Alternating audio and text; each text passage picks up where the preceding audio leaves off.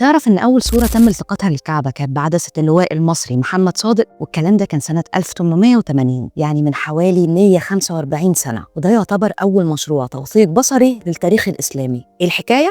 تعال أقولك.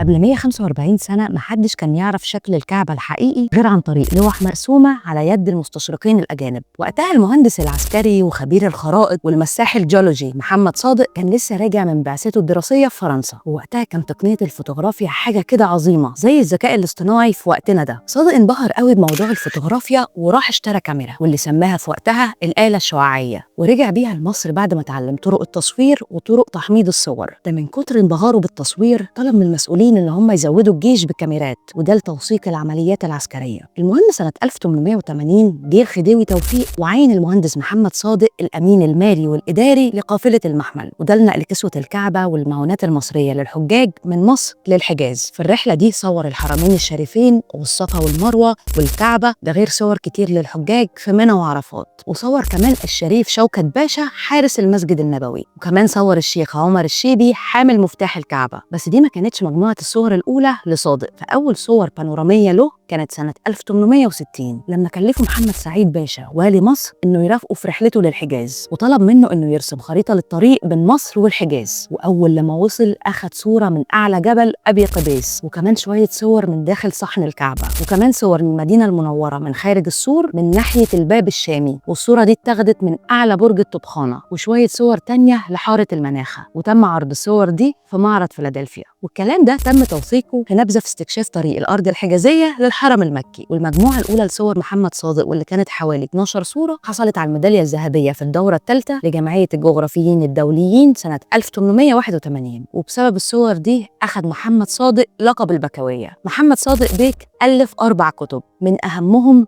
مشعل المحمل اللي وصف فيه الأحداث دي كلها بالتاريخ الهجري والميلادي، ونشر خريطة من رسمه للسير من القاهرة لمكة والمدينة، مش ذهاب بس، لا ذهاب وعودة. ومن وقت أول صورة التقطها اللواء المصري للحرم المكي وبدأت الأرشفة الفوتوغرافية لموسم الحج، واللي موجودين دلوقتي في مكتبة الملك عبد العزيز بالرياض، علشان ده يكون أول مشروع توثيق بصري إسلامي بختم مصري.